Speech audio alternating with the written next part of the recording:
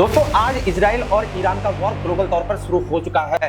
यह वॉर आज के दिन में इंटरनेशनल लेवल पर वर्ल्ड वॉर 3 की ओर संकेत दे रहा है। रशिया जो है आज के दिन में जो जितने भी तान वाली कंट्रीज है उन सबको जो है वेस्ट के खिलाफ खड़े होने के लिए कह रहा है। ईरान जो है गल्फ कंट्रीज में अगर अटैक कर देगा तो उससे बहुत बड़े इकोनॉमिक क्राइसिस आ सकते हैं। भारत को यहाँ पर बहुत बड़ा नुकसान है, लेकिन इजराइल को तो इससे कोई फर्क ही नहीं पड़ रहा है। बेगुनाह लोग मर रहे हैं, सिविलियंस मर रहे हैं। और यहाँ पर अमेरिका जो है रशिया को अटैक करना चाहता है। अमेरिका इसीलिए इजराइल को थार्ड मिसाइल सिस्टम दे रहा है।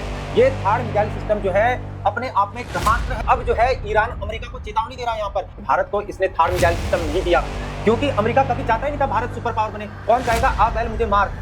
दोस्तों आखिर आज के दिन में यूएस इजराइल को ये मिसाइल सिस्टम क्यों दे रहा है और मॉडर्न हाईटेक टेक्नोलॉजी के वेपनरी इजराइल को अमेरिका क्यों दे रहा है, इन सब में अमेरिका की आखिर चाल क्या है। जय हिंद दोस्तों, मैं हूं हीरा परिहार, इंडियन आर्मी रिटायर्ड सोल्जर, और आप देख रहे हैं देशभक्त डायलॉग। चैनल को सब्सक्राइब करें, वीडियो को ज्यादा से ज्यादा शेयर करें, लाइक करें, कॉमेंट करें। दोस्तों आज इजराइल और ईरान का वॉर ग्लोबल तौर पर शुरू हो चुका है।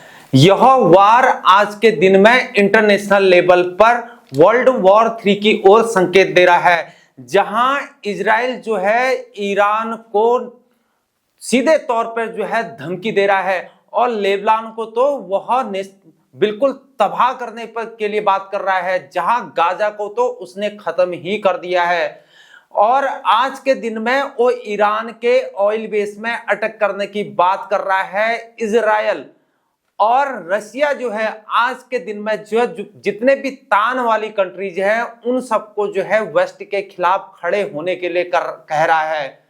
और उसके साथ ही जो इजराइल जो है वहां पर जब ऑयल बेसिस में जो है अटैक करने की बात कर रहा है तो रशिया सीधे तौर पे कह रहा है कि अगर इजराइल ने उसके न्यूक्लियर पावर प्लांट पे, अगर न्यूक्लियर पावर जो सिस्टम है उसमें अगर अटैक कर दिया तो इसके सीवियर एक्शन होंगे, ये रशिया का कहना है। और ईरान जो है यहां पर गल्फ कंट्रीज को धमकी दे रहा है, अगर तुमने इजराइल के साथ दोस्ती करी, इजराइल का अगर तुमने साथ दिया तो तुम्हारा अच्छा नहीं होगा, इसका अंजाम बुरा होगा। क्योंकि दोस्तों जो गल्फ कंट्रीज है उससे जो है ईरान की पावर बहुत ज्यादा है, इसलिए ईरान गल्फ कंट्रीज को धमकी दे रहा है। ईरान जो है गल्फ कंट्रीज में अगर अटैक कर देगा तो उससे बहुत बड़े इकोनॉमिक क्राइसिस आ सकते हैं। वहीं अमेरिका जो है वो इजराइल से बोल रहा है कि भाई तू ईरान के ऑयल बेसिस में अटैक मत कर, क्योंकि दोस्तों ऑयल बेस में अटैक करने से जो है बहुत ही इकोनॉमिक क्राइसिस आ सकती हैं, पूरे वर्ल्ड में ऑयल क्राइसिस आ सकती है और भारत को यहाँ पर बहुत ज्यादा नुकसान हो सकता है। क्योंकि जो ईरान है भारत को अपना 80 to 90% जो है ऑयल एनर्जी गैस जो है एक्सपोर्ट करता है, भारत को बेचता है, भारत वहां से खरीदती है। और भारत जो है पूरे यहां पर गल्फ कंट्रीज के अंतर्गत जो है यहां पर जो है 190 बिलियन डॉलर का जो है यहां पर बिजनेस करता है।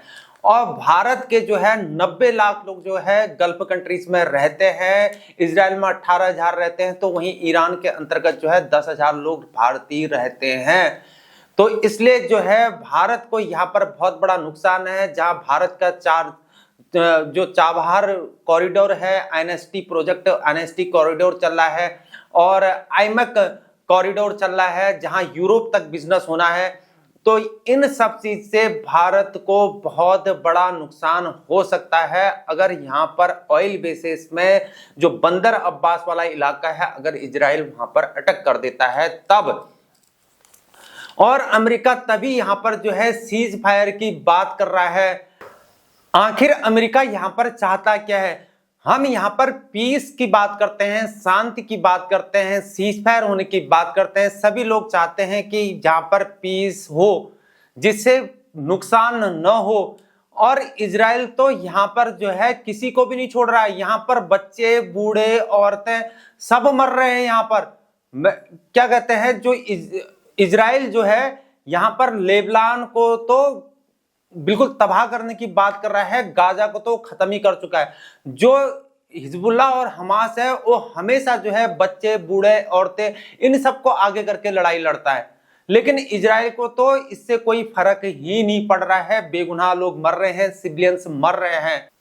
और यहां पर अमेरिका जो है रशिया को अटैक करना चाहता है, क्योंकि जब से वर्ल्ड वॉर सेकेंड हुआ 1939 से 1945 तक, जब वर्ल्ड वॉर खत्म हुआ, उसके बाद कोल्ड वॉर की बिगिनिंग हुई 1947 से, तब से लेकर आज तक ये निर्णय नहीं हो पाया, ये डिसीजन नहीं निकल पाया कि आगे कौन है। कभी रशिया बोलता है मैं आगे, कभी बोलता है अमेरिका मैं आगे, कभी रशिया बोलेगा मैं सुपर पावर हूं, तो कभी अमेरिका बोलता है मैं सुपर पावर हूं।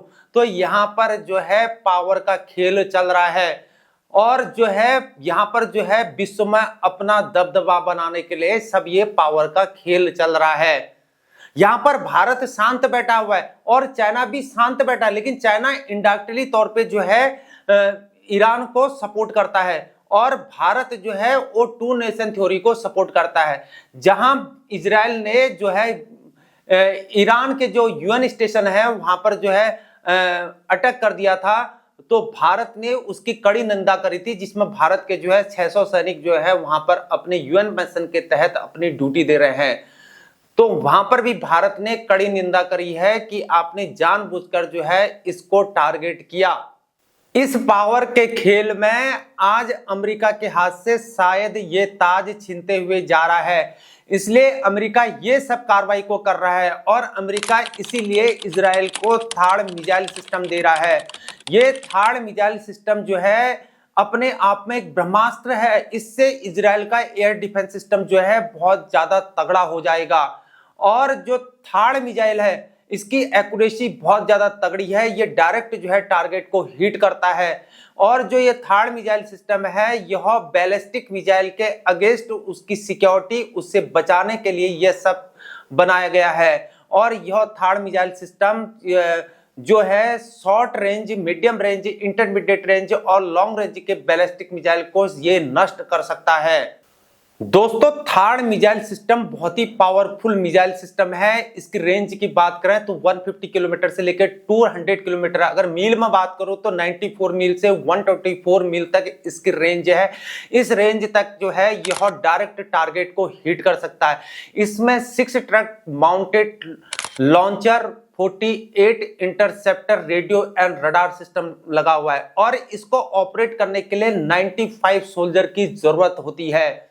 इस मिसाइल को, जिसकी रेंज जो है शॉर्ट, मीडियम और इंटरमीडिएट और लॉन्ग रेंज की जो है बैलिस्टिक मिसाइल के खिलाफ इसको प्रयोग किया जा सकता है। और इस मिसाइल को जो है अमेरिकन कंपनी लॉकहीड मार्टिन जो है उसके द्वारा जो है ये डिजाइन किया गया है।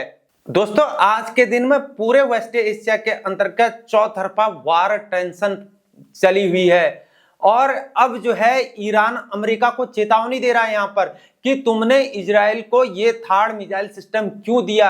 और अमेरिका को ईरान बोल रहा है कि तुम जो है अपने जो सिक्योरिटी फोर्सेस है उनको इजराइल से दूर रखो, जहां अमेरिका जो है इजराइल को अपने सोल्जर्स भी साथ में दे रहा है।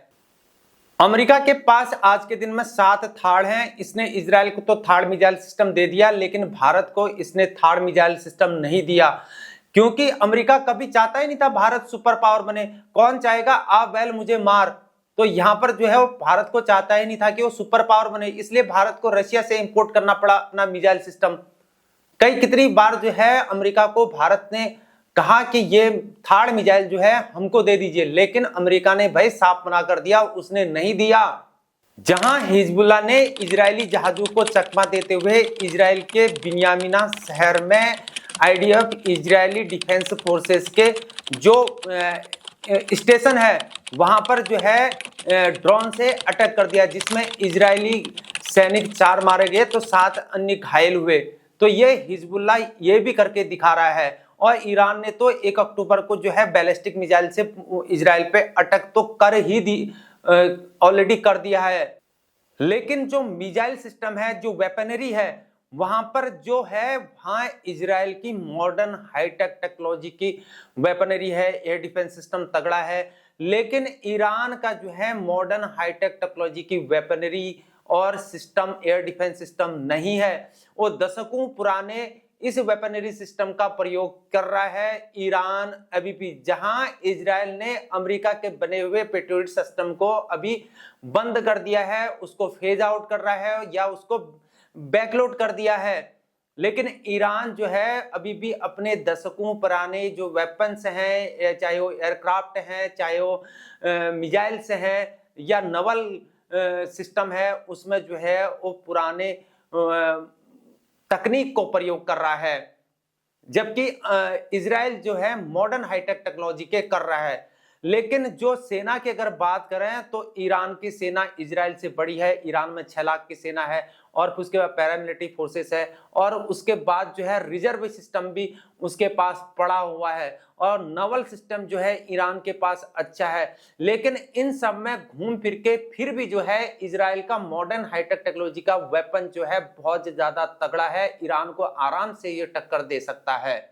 जहां ईरान के पास जो है S-300, 400 अपग्रेडेड बजे 500 है, लेकिन वहीं जो इजराइल के पास है वो अपना आयरन डोम और डेविड शील्ड जैसे जो शील्ड जो है वो इजराइल जो है अपना प्रयोग करता है, वो मॉडर्न हाईटेक टेक्नोलॉजी के, लेकिन ईरान के नहीं है। इजराइल बोल रहा है कि हम ईरान के ऑयल बेस में जो है अटैक करेंगे। वो कब से सोच रहा है इजराइल ऐसा करने के लिए, लेकिन ऑयल बेस में अगर अटैक हो गया दोस्तों, इससे भारत को नुकसान हो सकते हैं। दोस्तों आखिर आज के दिन में यूएस इजराइल को ये मिसाइल सिस्टम क्यों दे रहा है और मॉडर्न हाईटेक टेक्नोलॉजी के वेपनरी इजराइल को अमेरिका क्यों दे रहा है, इन सब में अमेरिका की आखिर चाल क्या है, जबकि अमेरिका जो है गल्फ कंट्रीज पे डिपेंड है यहाँ पर, क्योंकि गल्फ कंट्रीज जो है ऑयल गैस एनर्जी को जो है एक्सपोर्ट करता है, जिसकी जरूरत अमेरिका को भी है। लेकिन यहाँ पर जो है अमेरिका इजराइल को भी सपोर्ट करता है डायरेक्टली, क्योंकि इजराइल जो है ई कॉमर्स बिजनेस में बहुत ज्यादा आगे है।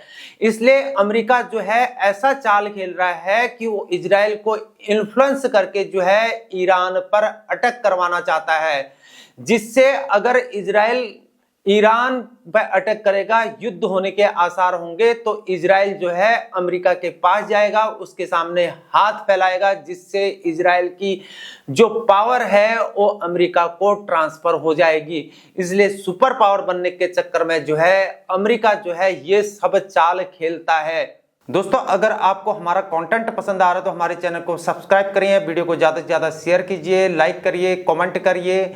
आज के लिए इतना ही। जय हिंद, जय भारत, वंदे मातरम, भारत माता की जय।